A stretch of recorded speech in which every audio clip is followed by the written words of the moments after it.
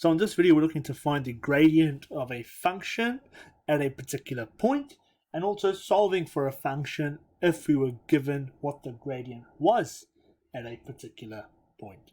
So let's look at this first question where it says find the gradient of f of x when x is equal to 2. So we're given a function there, we're told to find the gradient when x is equal to 2. So first things first, we must differentiate a function and get its gradient function or its derivative.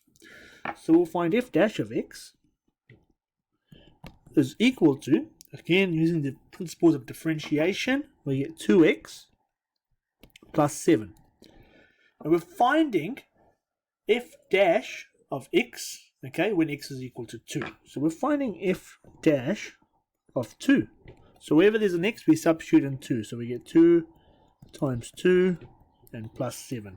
So that's 4 plus 7, right, which equals 11. So the gradient at x equals 2 for this function is 11.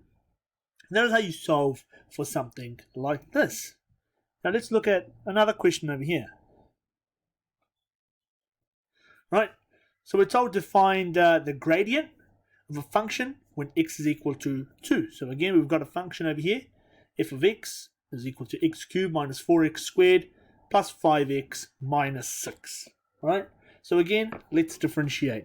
Alright, so we get f dash of x, again using the ideas of differentiation, we get 3x squared minus 8x plus 5, and the 6 drops out. So now we're going to find f dash of 2. So we substitute in 2 wherever there's an x. We get 3 times 2 squared minus 8 times 2 plus 5. Well, 3 times 2 squared is 4. 4 times 3 is 12. 8 times 2 is 16 plus 5. And we can just solve that. And we get 1. Positive 1. So the gradient at x equals 2 for this function is 1. Okay, so just going through this process of differentiating and substituting in that x value. Let's look at another example.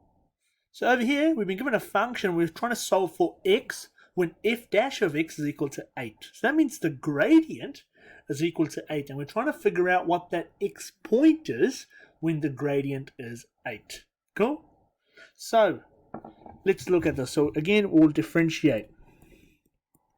Okay, we'll differentiate the function, so we get 2x plus 10, and the negative 3 drops out. Okay, and we know that f dash of x equals 8, so we'll put 8 over here plus 10, and we rearrange and solve for x. Cool, so rearrange and solve for x. I'll take negative 2x on this side equals 10 minus 8, and negative 2x equals 2, so therefore x equals negative 1.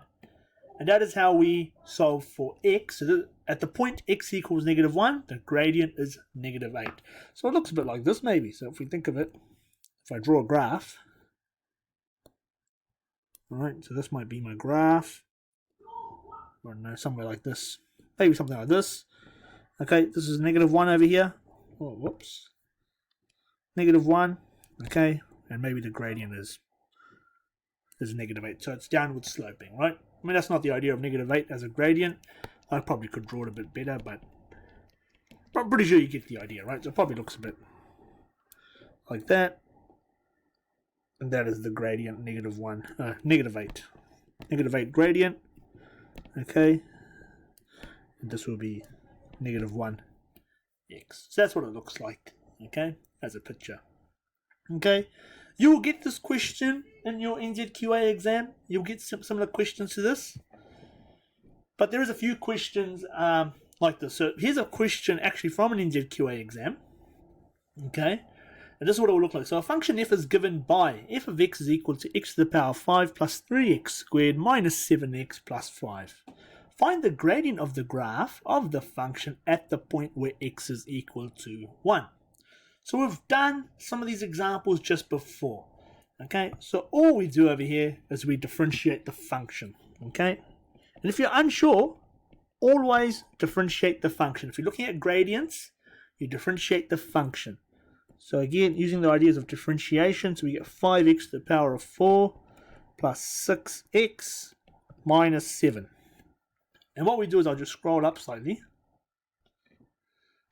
And what we'll do is we'll just take f dash of 1, because we're going to substitute in 1 wherever there's an x.